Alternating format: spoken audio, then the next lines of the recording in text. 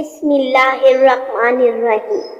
شروع اللہ کا نام لے کے جو بڑا مہربان اور نہایت رحم والا ہے۔ اللہ تعالیٰ نے تمام جانوروں کے منہ میں زبان پیدا کی ہے، مگر مچھلی کو زبان نہیں دی گئی۔ اس کی وجہ یہ ہے کہ جب خداوند عز و جل سے فرشتوں نے حضرت آدم علیہ السلام کو سجدہ کیا اور ابلیس رجیم ہو کر مسخ شدہ صورت میں زمین پر پھینک دیا گیا تو وہ سمندروں کی طرف گیا، تو اسے سب سے پہلے مچھلی نظر آئی، جسے اس نے حضرت آدم علیہ السلام کی تخلیق کا قصہ سنایا اور یہ بھی بتایا کہ وہ بحروں کے جانوروں کا شکار کرے گا۔